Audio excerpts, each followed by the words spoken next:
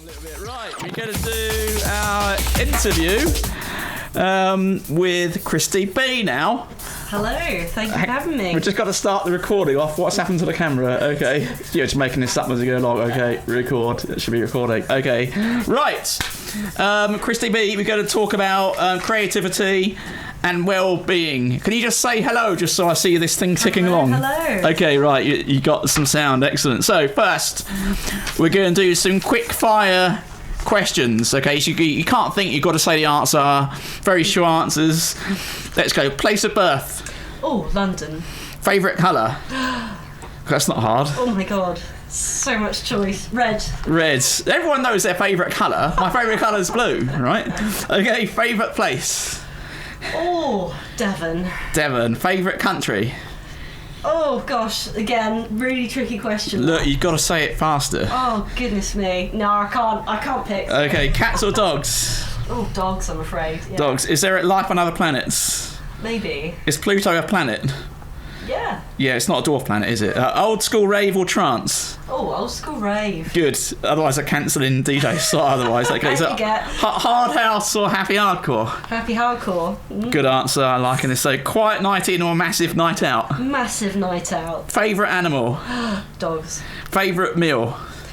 Again, I think probably sushi, actually. Sushi? Yeah. Okay. Mum's favourite meal? We're including your mum in it. Gosh, yeah, quite. Yeah, she's very open. Yeah, absolutely. So yeah, can't pin that one down. Okay. Adjective that describes you? Oh, creative. Bingo. That's really good because the show is about creativity. Excellent. Okay, I lost around now. Okay, McDonald's or Burger King? I mean, it's not a very healthy choice. Okay, Yo Sushi or what's the other one? Yo Sushi or... It's Wagamamas. Wagamamas, yes. Yeah. Yo Sushi or Wagamamas? Both. Alright, well, it's supposed to choose one, but it's alright, doesn't matter. Okay, right, next one. Favourite artist? Favourite artist? Oh, goodness. Well, musically, I've been listening to Machine Girl. I like them at the minute, actually. And what else? Artist-wise, yeah, I used to study fine art, and we were looking at a lot of contemporary artists. Okay.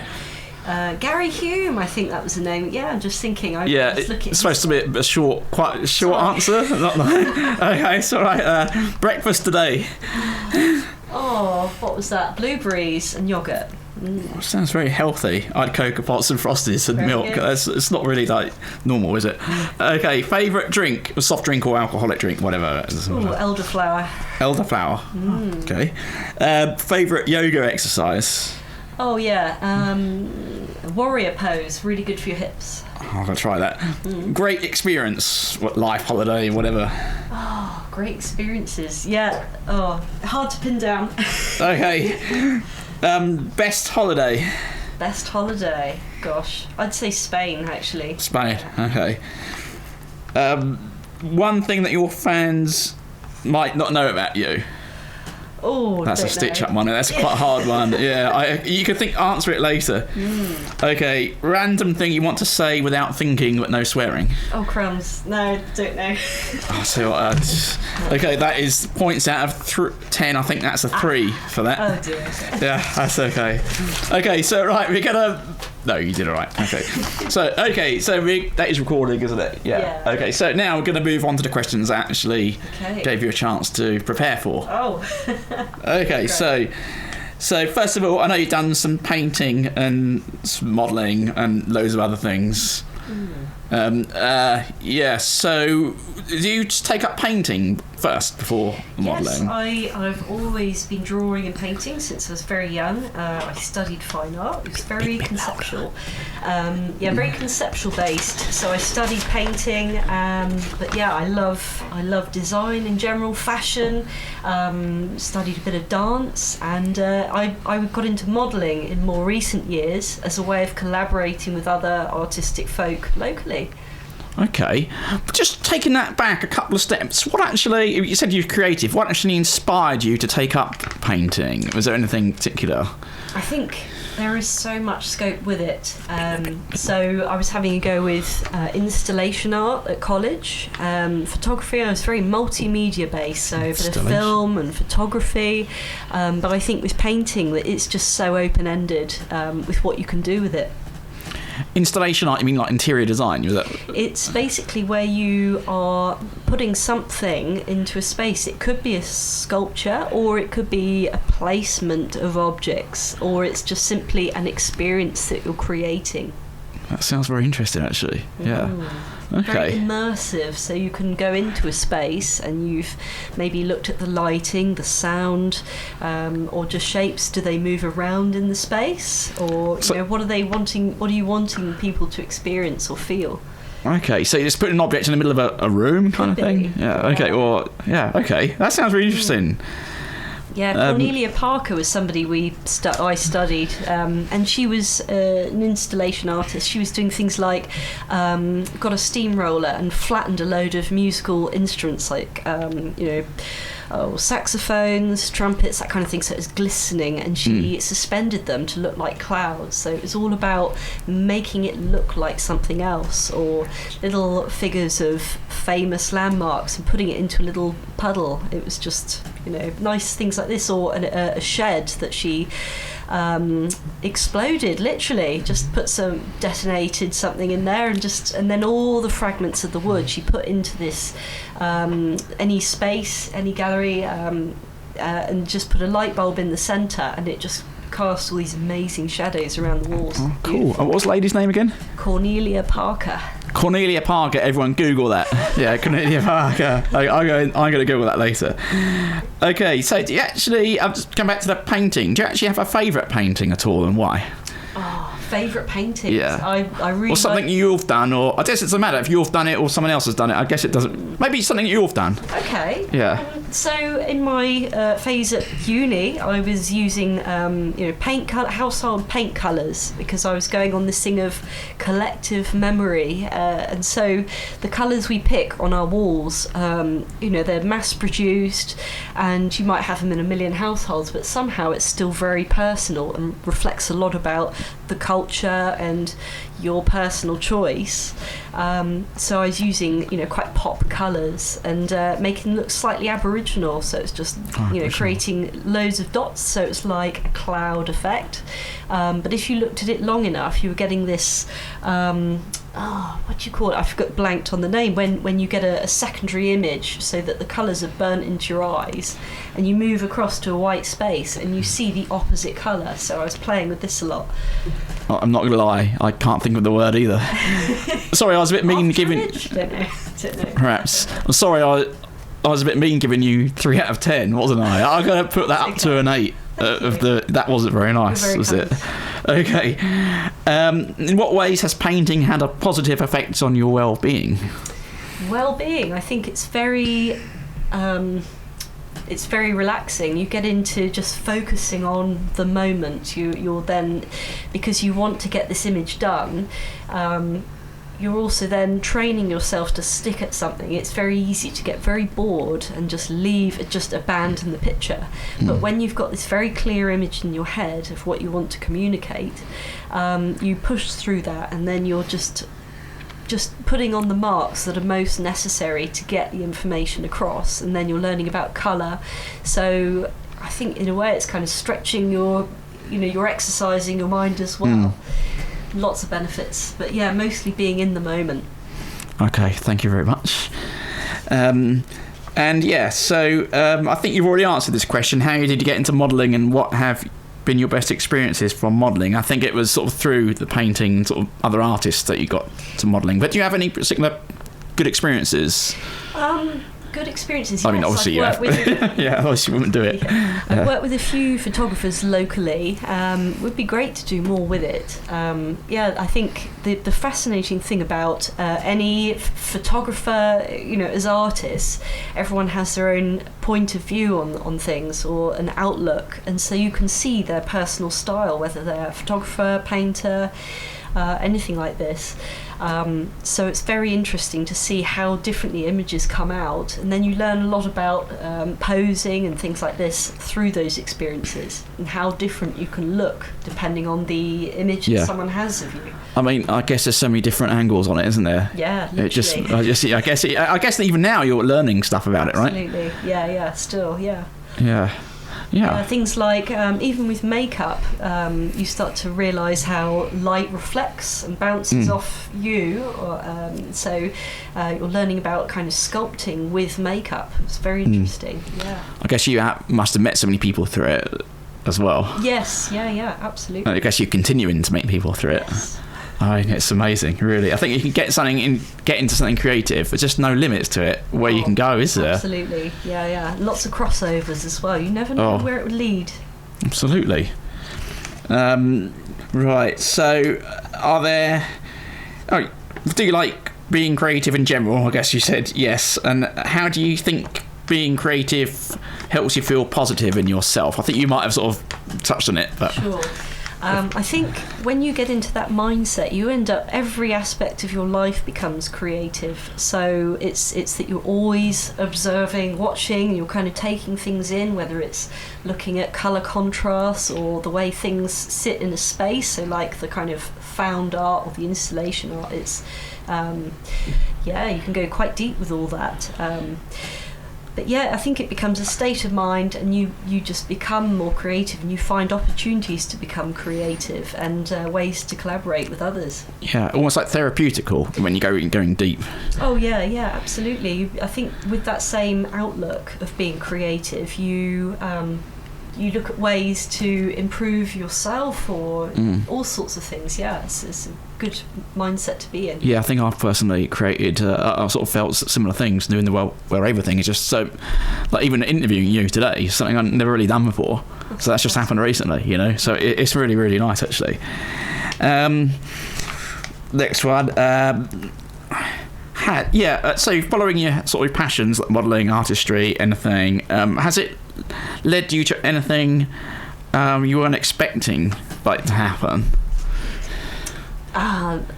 To be honest, I don't know. No, I don't know really. It's that I did the course at college, and I think probably the modelling was unexpected. Okay. So I was looking to help as maybe, in the background or something like this, and then it was suggested I had to go at modelling. So I didn't expect that at all. Yeah, okay. Thinking maybe it might be a little bit closer, maybe. Yeah. It's just like you're going like a unit or two down for me, but it's fine. Okay. Shall we do some more tunes? Let's do it. Yeah, let's do a couple more tunes, and we're going to talk about hypnotherapy in about 10-15 minutes. Okay, so putting in some more tunes on. Great. A little bit, wind that one down. Okay, so we're going to do part 2 of our interview with Cristie B. Hello. So, welcome back. Okay, so, right, so we're talking about hypnotherapy.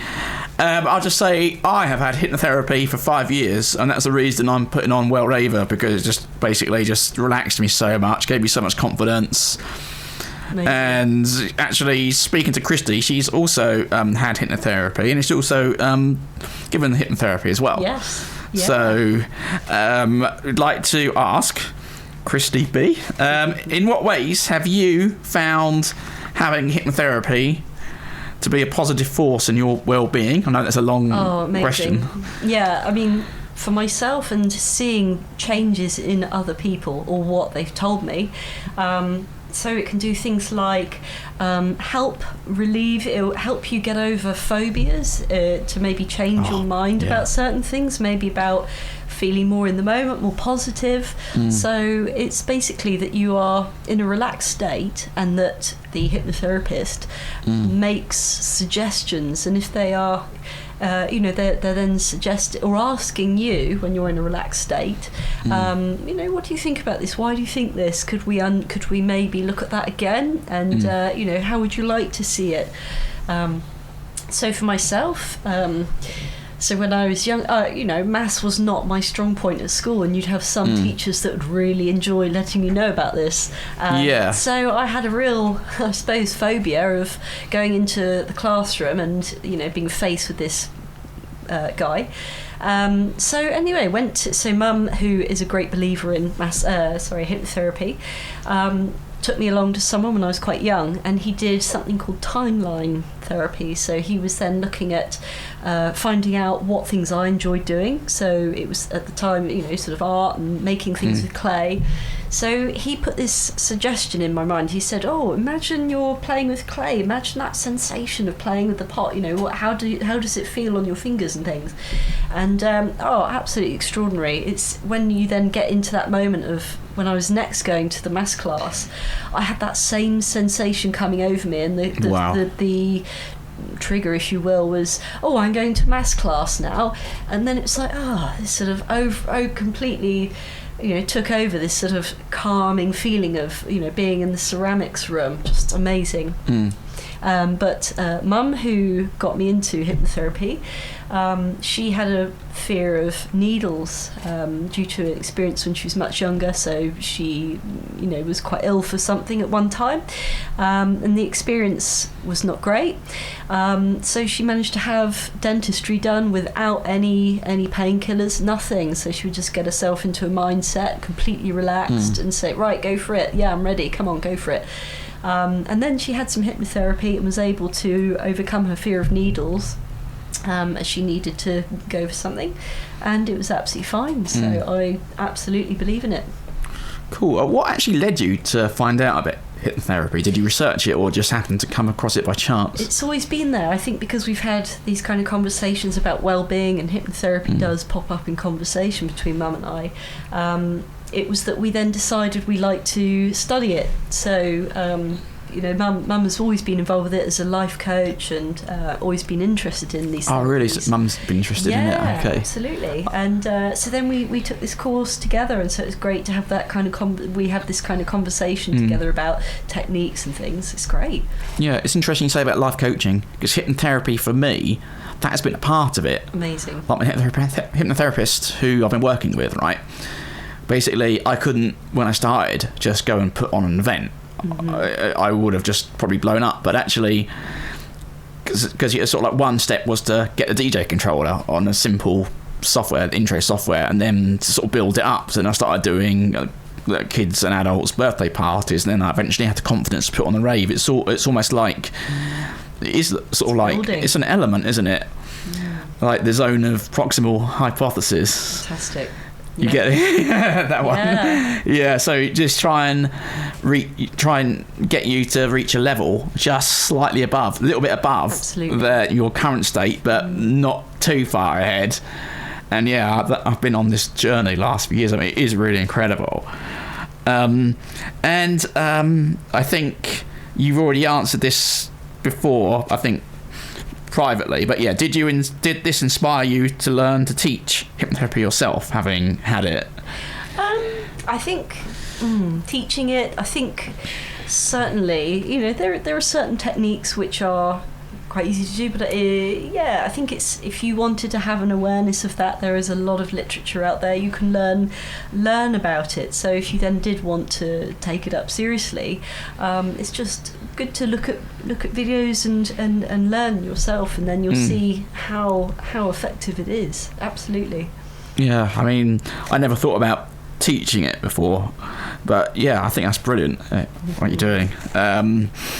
Okay, we're gonna have you actually had any kind of emotional moments for hypnotherapy, even not during the session, but even after the session, like at night time or anything? For myself, no, but when I've treated other people, yes, absolutely. It was either during or after. So really nice thing is when you can see that you're saying something positive, and you can see their expression when they're all completely relaxed, and then they're just, wow, this is real revelation stuff, where you're saying, of course you can do it, come on, you got this. And so it's that they're in a slightly very relaxed state, and you can see them either overcome with really positive emotions. Sometimes it can be that they might have a reaction because it's a shock, because they're then remembering something possibly that they didn't enjoy, but you move them away from that. So you say, oh, okay, let's come away from that. Okay, you had that feeling, but let's bring it back. Or how you ask them how they feel.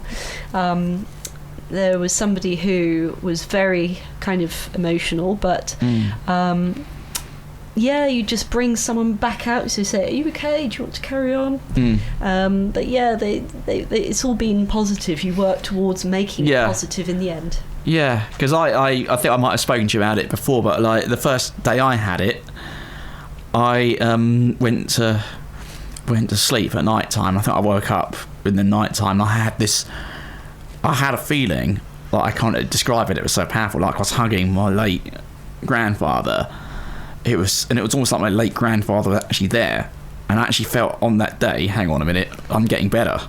Wow. I actually felt that, and actually, like, even I don't get it so much now after 5 years, but definitely the first year, like I just was sometimes would wake up in the middle of the night, and I would be wow, something it was just like. Yeah, I can't swear, but obviously amazing. On here. But basically, it was like so amazing. It was unbelievable, this feeling. That's and amazing. It's just like, yeah, I'm really pleased that I found it. I'm really, really happy, actually. Okay, play another couple of tunes, then we're going to go on to some DJing questions. Okay. All right, so you're going to fire off another... the final parts of the interview now. DJing, the most important questions, DJing. Yes. I mean, the well-being and creativity is nice, but we want to know about the tunes. Oh, yeah, tunes. Okay, so, I think I'm losing the plot. Okay, right, so, first question. When did you first start getting into dance music, and what are your favourite genres or DJs? Oh, I was interested in dance music. Just so early on, early 90s, you'd hear people playing acid or jungle in their cars and just think, wow, that sounds amazing. And I think that was my earliest influence. And I've listened to other things like metal at one time, and got quite into salsa dancing at one time, so I was quite influenced by the Latin kind of rhythms, and it's all come together. So house music was a big thing for a long time. I love it still, but yeah, all the acid house, all that old school stuff. Sort of late 80s kind of tunes. Definitely. Yeah, so I was a little bit after that. I was like, I was aware of it, but it's more like the early 90s, like getting the club radio. But yeah, it's brilliant, isn't it? Really good time. Yeah. It's like the mid 90s house. Yeah. Absolutely. Yeah, and then even the later stuff, it sounds different again, but it's just that kind of energy is just different. Yeah. It's great. And all the piano kind of sounds. Oh, the piano sounds, absolutely. It was my first year of university in 1995. Nice. And that was all when it really came in, all that sort of mid-90s, this piano house. I mean, it was just amazing. Good year that was. I don't remember much of my studying, to be honest. Any DJs in particular? Oh, gosh. I mean, so many. There are, yeah. I'm liking Machine Girl at the moment. I was listening to a couple of their mixes recently. Very eclectic, that kind of rave vibe, and really tapping into that early 90s kind of sound with all those samples. It sounds very old school, yeah. Sort of newly produced stuff, but sort of taking influence from the earlier stuff. Absolutely. So who's that again? Machine Girl. Machine Girl? Okay, I'm going to check that out. Yeah, everyone else check that out. Okay. Okay, so what inspired you to start DJing, and what do you think makes a good DJ? I've always been interested in mixing. I started on vinyl quite a while ago, and yeah, absolutely. I've always been playing it. I love it. Okay. Yeah. So I always get a hard time. It's like I'm on digital, and so a lot of the DJs play on vinyl. But it doesn't matter, so I'm the promoter, so it doesn't matter really. Okay, so what makes you a good DJ? Or? Oh, I see. Yeah. So Yeah. DJ, someone that can react to the crowd or work with the crowd. So it's not just playing to yourself. It's kind of seeing what everyone's enjoying listening to and reacting to it, and responding a little bit with people, making eye contact, and just enjoying the tunes. You see so many people where they're just looking down into their decks, and it's all about their mix. And I think you really need to be, there with the people present. Yeah, there was this video I saw the other day. I don't know what it was on Facebook. This DJ, he was absolutely ribbed. He was just 100% just pure muscle, and he was just reaching into the crowd, doing all his expressions. And I thought, wow, that is just like engaging them so much. Wow. I need to do a little bit more of that. Not necessarily I can't get ribbed as this guy, but basically, yeah. Just sometimes you need to just enjoy the music sometimes, don't you, rather than Absolutely. just working in the next mix. Mm-hmm. So I understand what you're saying. Yeah. Totally, you've got to enjoy it. Okay, so do you have a favourite tune, and what is special about this tune for you? Oh gosh, that's quite a hard question. Well, it's supposed to be hard, isn't it? Absolutely. Do you know, you did play it earlier. I quite like the Injected with a Poison. Oh, yeah. Yeah, great tune. Well, that's cheating, really, isn't it? Like, is. no, it's all right. You can have that one. Yeah. Actually, I'd say anything by Underworld. Absolutely. Oh, Born Slippy or whatever. Love them. Yeah, absolutely. Oh, Underworld. 93. It was they had a residency at Ministry of Sound, I think it was, and it was just like around that time, and the music was going on, and the stuff they've been doing back then, and what they're doing now as well. It's great. Oh, Ministry of Sound. Yeah, I went there in the mid-90s, I think, and it spent all this time in the small room, and then actually, like, a girl came up and basically she showed me, took me to this like much bigger room that I didn't even know. That was basically last hour and a half. I suddenly discovered that there was like, it was not obvious like how to get to this room. You just like, when you go in, it's like a room there, and it's got some stands and everything. And I thought, I don't know, this isn't the Ministry of Sound, is it? But yeah, there's a whole massive room that you don't know about unless someone takes you in there. Gosh. But it was a good night. I think that was house night. Yeah. Nice. That was good. Do you have any favourite clubs or anything? Or No, not really. No, not favourite clubs. or ones that meant you've enjoyed going to? But I didn't. That's just not a question that I'd written That's down. all I right. thought I'd being spontaneous. Absolutely. I think it's always been different every time. There was a club local to me, and it was funny. It was very Southwest. Southwest. Torbay, in fact. But, Okay. very specific there, but. What was the thing? So very commercial, and it was not one of my favourite places to go. Just not my kind of music. And there were a lot of language students there in the area, and they were absolutely loving it. They were saying, "How can you not like this club? It's fantastic." And because of the crowd I was with, it makes it such a different night. They were loving it. They were just every single tune. It was just Christina Aguilera. They were just absolutely. Oh wow! Every tune was an absolute banger for these guys. It was brilliant. So that was just like, they were some of the best nights in somewhere you wouldn't expect. Oh, that's the brilliant ones, isn't it? Yeah. I mean, I remember when I was in Bournemouth, I went to some clubs, and then I was did English as second language teaching in Bournemouth. Nice. And sometimes you just go to the clubs where they go to on their night or whatever, and the atmosphere is just different. They're all just like having a good laugh, not worried about what they're dressed, or they're just like they're just jumping up and down into any kind of music, and it's just, sometimes you get that atmosphere, and it's just like really, really nice. Nice how it varies between towns, isn't it? Different kind of vibe of the folk there, different energies, and it's great. Absolutely, 100%. Right. So you've actually done online radio done? Yes. That's a better verb than that. You've Tick. I was supposed to be English second language teacher, but whatever. Okay, so partaken in. Yeah. So you've partaken in online radio shows for a few years, 5 or 6 years. Yeah, absolutely. Do you want to just tell us a little about it? What kind of music you've played, or what kind of stations, or charity stations, or whatever, local stations, or whatever? So there was Bay Community Radio, and so I started there, and Phil burst and showed me the ropes. So that was my first experience in radio. Very relaxed guy. It was amazing. It was He'd been in radio for a very long time himself, and anyway, he had a garden shed, and it was like a kind of TARDIS. You had all of this kit, like a wall of kit in this garden shed. It was brilliant. So it was nice to start there, and I was there for quite a while. They then rebranded as something else, and in more recent times I joined Sound Art Radio. So because of lockdown I wasn't able to get into the studio, but it inspired me to start doing interviews with people on the theme of wellness, health and well-being, and so I've been doing interviews and just putting them out there. It's been played on Sound Art Radio and Phonic FM as well. Okay, you have to share some of these on Well Raver. We'd like to see them. Thank you. We'd like to listen to them. Okay, cool. What have you enjoyed most about presenting on radio shows?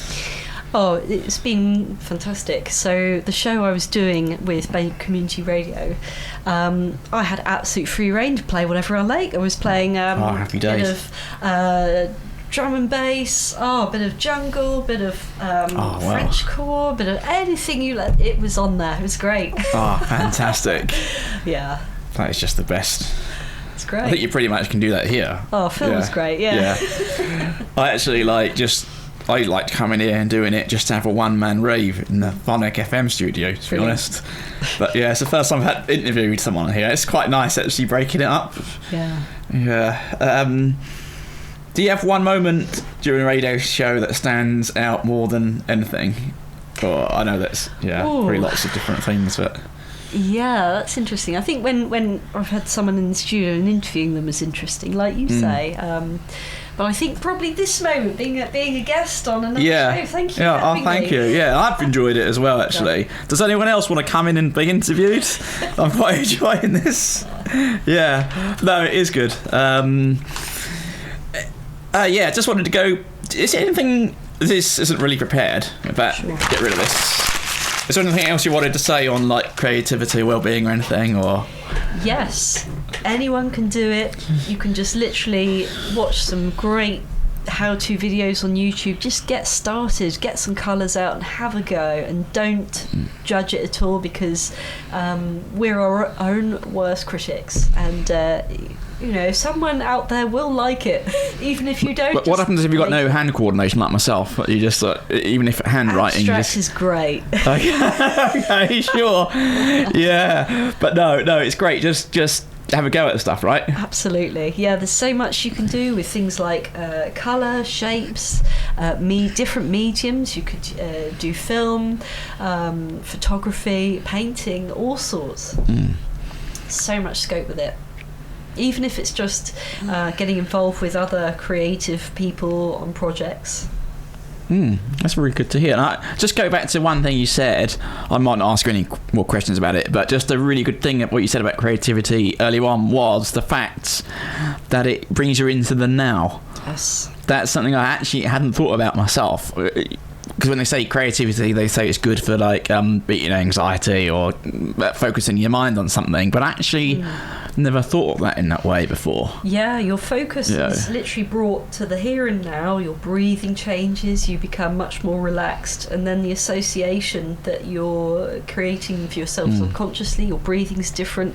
So when you're drawing and things like this, you hear other people doing this process, it's almost like they're in a kind of sleep mode. You hear this very sort of relaxed deep breathing, and it's a very good thing to do for that. It's almost like if you're doing something like yoga or something like this, you're just getting into the flow and the moment. Yeah, it's really good. Yeah, well, Cristie B, I'm very happy that you have come to be interviewed today. I've enjoyed interviewing you. And so if anyone from Well Raver is listening, Cristie B will be DJing on 29th of October at EX4 nightclub, and we also have another event on the 27th of August. That's at the same venue, EX4 nightclub. And to remind everyone, the Phonic Fest is next week on Saturday, so everyone pile down there. I'll be on 9 to 10 PM, I think. I'm Excellent. Gonna rinse out a bit of old school. I think I was going to do Ibiza music, but I think let's turn it up a couple of notches and make it into a rave. So yeah, okay. So right, we're gonna do a bit more mixing now from now until 10 o'clock. So yeah, let's do it. Thank you. Yes. Yeah, thank you.